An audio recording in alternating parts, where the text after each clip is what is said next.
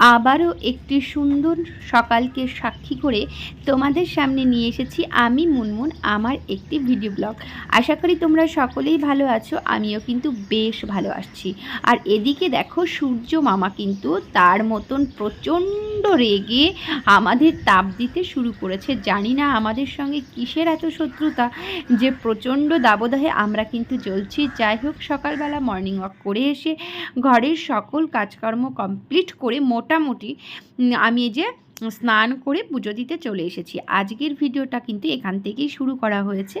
যাই হোক, বলো বন্ধুরা, তোমরা কেমন আছো? আশা করি অনেক ভালো আছো, আমিও কিন্তু বেশ ভালো আছি।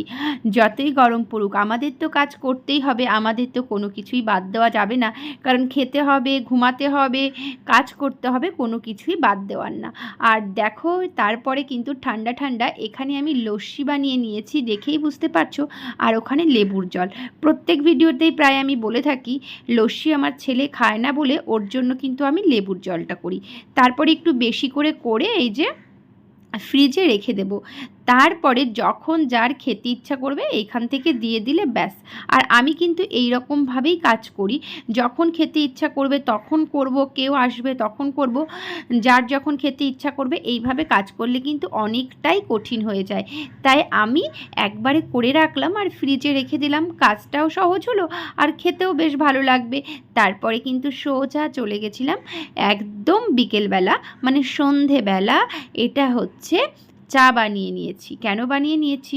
কারণ আমি তো সন্ধ্যার সময় চা খাই, তোমরা সবাই জানো। যতই গরম পড়ুক চায়ের সঙ্গে কোনো কম্প্রোমাইজ নেই। আর এখানে ছেলেকে পড়াতেও চলে এসেছে টিউশনি ম্যাম, আর এই যে ম্যাথস ম্যামকে আমি চাটা দিয়ে দিচ্ছি। আর তারপরে তোমাদের সঙ্গে কিছু কথাও বলে নিই। কী বলো তো, আমার তো চা খেতে ভালো লাগে এই গরমে। একটা দাদাভাই কমেন্টস করেছে, এত গরমে চা তুমি কী করে খাও?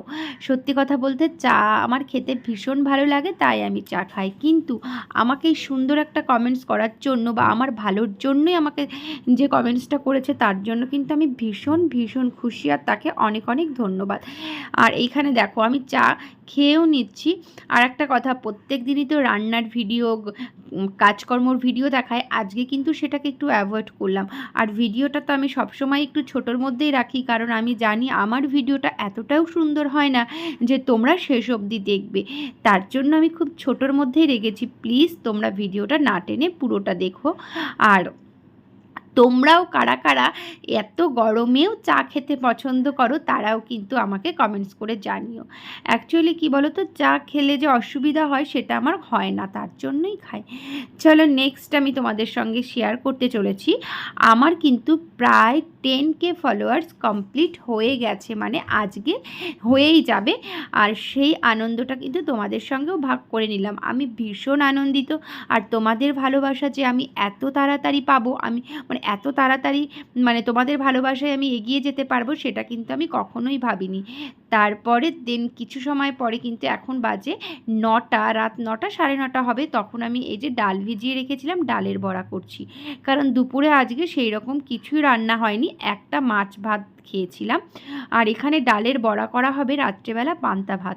কারণ এই গরমে পান্তা ভাত খেতে আমার তো ভীষণ ভালো লাগে, আশা করি তোমাদেরও অনেক ভালো লাগে।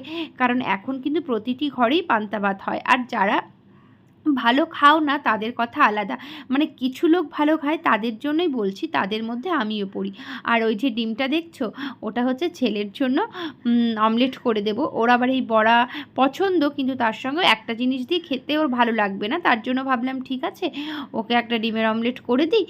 আর আমরা বড়া ভাজা, লঙ্কা, পেঁয়াজ এইগুলো দিয়েই খেয়ে নেব। আর তোমরা কে কে এই গরমে পান্তা ভাত খাচ্ছ সেটাও আমাকে জানিও। আর এখানে বাসন পড়েছে দেখেছো, আর আমাদের বাড়িতে দেখো আয়রন কেমন পুরো লাল হয়ে গেছে। সত্যি কথা বলতে শাওয়ারটা আমার আনতে হবে, সেটা রোজই ভাবি। আর এত গরমে বাজারে গিয়ে না, মানে মনেই থাকে না এই টুকিটাকি জিনিস কেনার কথা। শুধু গরমের যে অজুহাত দেবো সেই রকমও না, আমার একটু ভুলে যাওয়ারও মানে অভ্যাস আছে। মানে অনেক কিছু এইরকম হয় যে যখন যেটা প্রয়োজন তখন মনে হয় এইটা আমার এখন লাগবে, তাই আমি দৌড় মারি।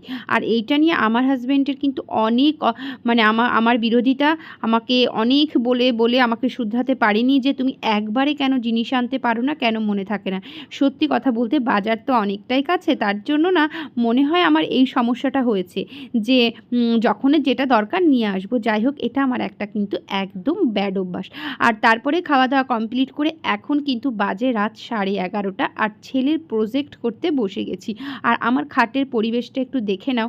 আর একটু ক্যামেরা ধরেছি বলে ছেলের রাগটা দেখো, একদম ওর একদম পছন্দ হয় না ক্যামেরার সামনে আসতে।